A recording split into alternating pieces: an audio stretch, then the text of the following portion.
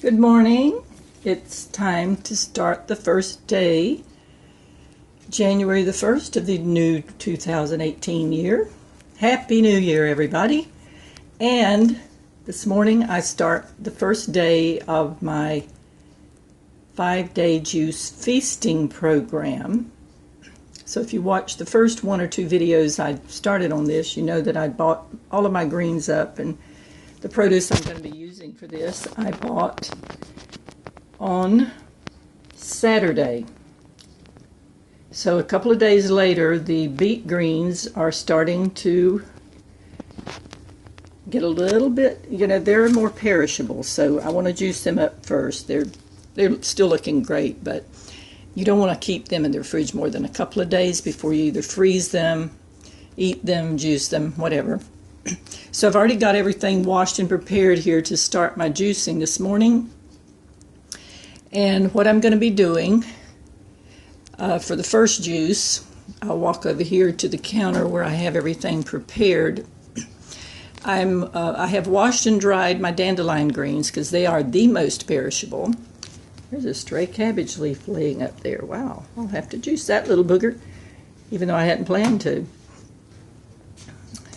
So I've got these. I want to get them partially dry before I bag them up and freeze them. It doesn't matter if they're damp when they're frozen because you're going to be juicing them right away.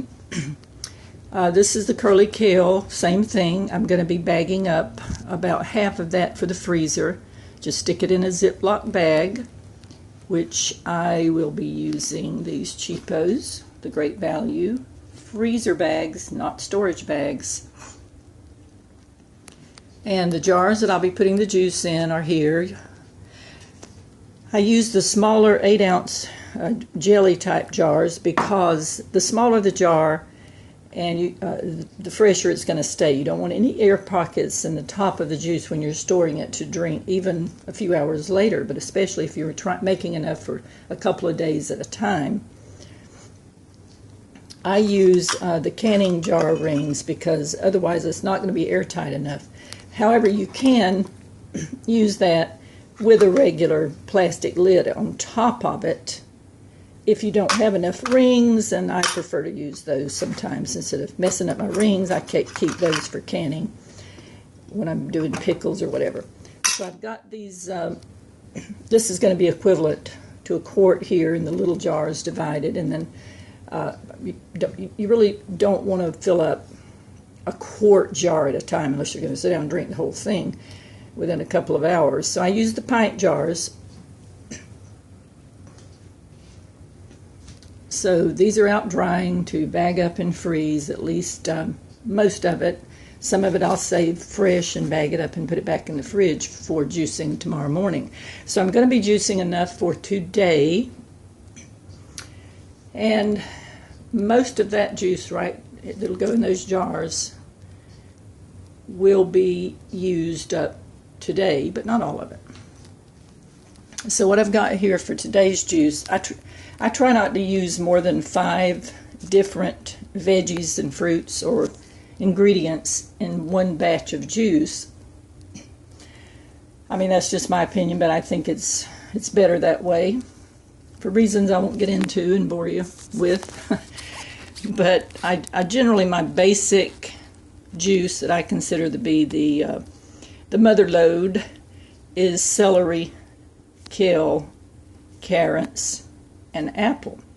And then I throw in an extra greens, whatever I've got around, maybe a cabbage leaf or 2, or the beet greens when I have them.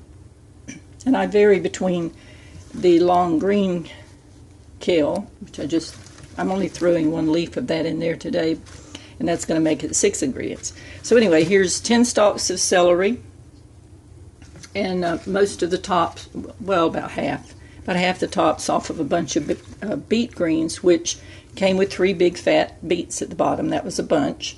And just a handful of the dandelion greens. So I've got about maybe 12 carrots, because these are, as you can see by my hand here, these are the medium to smaller carrots. So I'm doing probably a minimum of 12 of those And I will be making about 1.5 quarts at a time out of all of this. These jars that come with the juicer, actually, I mean, you can't fill it up until it's just overflowing, obviously, so it says 700 cc's there, but you know, I fill it up a little higher than that, which is going to give me slightly less than 1 quart. And this is where the pulp will go. And I prefer the wooden tamper for pressing the vegetables down in there. I have about 1/2 of one of those large beets that came with my bunch of beets. The rest of it I put in this jar here, which I will be putting in the refrigerator for tomorrow or the next day, throwing a little bit in at a time. Now I've got 2 detoxing greens here. The dandelion greens are very detoxing to the liver, and so are beets. So I'm using 2 potent detoxers here right now for the liver. Some people might not want to use that many things at a time, maybe eliminate the beets or use less beets. I do a pretty regular detoxing, so I think my liver's in pretty good shape so I can handle this stuff. Now this is a Granny Smith apple. I rarely use anything for juicing other than a Granny Smith, but once in a while just to sweeten something up. That if I've gotten too much kale in it, I might use a Gala apple. So that's pretty much what's going to be going into this first batch of juice. And I will try to show you what it amounts to when I'm through. This is a brush I got a few years ago from the Dollar Tree. I prefer that for scrubbing my carrots. If the carrots are pretty fresh, I don't peel them. I just scrub them and cut the ends off. And I do not peel the beets because I've got a powerful juicer. So I just cut that ugly end off, the 2 ends of the beet, scrub it good. And when I say scrub it, I'm talking about just scrub it with water.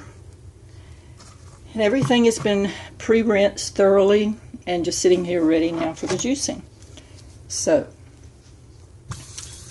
I'm washing where I touched that beet off of these gloves because beets are a high stainer. If you get it on your cabinet or countertop, it stains it. You'll have to bleach it off. They're worse than carrots. So anyway, I'm going to get started on this, and then I hope to show you how much it amounts to later, and that might give you some ideas about what to do here. I know nobody wants to really watch me doing the actual juicing, and the machine's rather loud. Mine's pretty old. But I start out with for those of you that maybe just getting one of these juicers or debating it, I start out with the dandelion greens, and I just put the skinny end in first, and it just pulls it right through. So I just thought I'd show just a little of that. Now, of course, celery, very easy to do, but I keep the celery really for last because I use it like a broom. After I do the carrots, I do the celery last because it'll go in there and just clean those little blades in here. There's 2 double blades they call augers. They're like giant screws. They're actually chewing or masticating the vegetables. And a lot of carrot pulp will build up around those, so the celery gets in there and it's got so much liquid and all those fibers, and it just cleans off those blades so nicely. Just leaves a little celery residue. So what you want to do with apples now, they're a little more of an aggravation because they're so loaded with juice. So you do have to kind of work with them a little bit. And they'll start, and if you try to juice the whole apple in there at one time, I don't know if you can hear me or anything, you'll end up with applesauce down in here and kind of starts clogging stuff, and you'll have to push it on through with a carrot. So alternate your apple with a little carrot and you won't have a problem with that. Don't try to do the whole carrot at one time. Now the beets will go through just like carrots will, so you can alternate them with the greens if you like, or all at one time, doesn't matter. I alternate them. So I'll pause here. Now, I finished up with the celery. And remember, I wanted to get about 1.5 quarts of the juice, so this came out pretty much perfect, exactly what I wanted. When I'm through, after I finish with the celery, I pour just a little bit, not even 1/4 cup, just a little bit of water through here to get that last little bit of goodie in there. I let it run for just a few seconds. Sorry about shaking.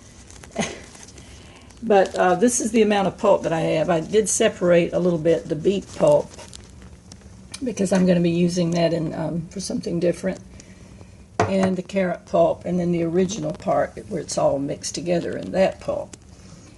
And those are they're about 1 quart size little Pyrex bowls.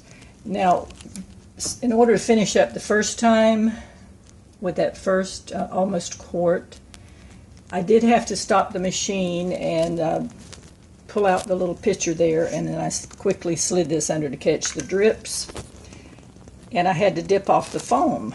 Today it foamed up more than it usually does, but that foam will eventually separate from the juice, and then you pour it. I mean, I don't throw that away. I just let it kind of settle down for a little while, and then I strain it through and use the rest of that. But it did have a lot of foam, and it was kind of clogging it up where I couldn't get any more in there. So I had to scoop that off and then continue. So then I took that first quart of juice and I poured it into this pitcher here. So that's a lot of juice. Wow. And look at how beautiful that color is. I'm going to sit this over here in the light in comparison to those little 8-ounce jars. So I will be drinking one full pint of that this morning to start my juicing program, and then the rest of this will go in the refrigerator, sealed tightly, filled to the brim, sealed tight, and turned upside down onto a paper towel or dish or something like that. Always be on your guard about these juices because they do stain. Have your paper towels handy. And wipe up any stains that you see immediately, unless you don't mind having to get out the old bleach and all of that. So that's all finished. So this is pretty much the way it's going to be this morning. So let's say this morning I'm going to drink a pint of this. So I'm going to pour it in here. And you can use a straw or just drink it right out of it. I don't have any glass straws. Not yet. So I'm using the just a red straw that I swiped probably from Zaxby's. Nah, I brought it home with my water. But anyway, that, I'll put a little more in there, will be my first juice. So let me see how it tastes. And no, I'm not going to show you my face. Oh my God, that is so delicious. Of course, it's almost 11 o'clock and I'm starving. But this is what I hope to be doing for a few days. We'll see how long I can hold up with this since I'm 74 years old now. But I think that most of you would be capable of doing you some juice, and you don't have to do all of this, go to all this trouble. But if you have a serious health issue, you might want to consider it. So that's what I'm doing. And I'm not saying that y'all should do this. I'm just suggesting. And you want to make sure that if you do have a serious health issue, that you check with your health practitioner first to make sure that it's okay for you to try to do juices for just a day, 2 or 3. And if you're fairly healthy, then you can probably continue this on for a full week like I'm going to do. So I'll check back with you later in the week if it changes and something transpires and I'm not able to finish it, or if I am, if I'm still alive. I'll try to touch base with you on this. So thanks for watching.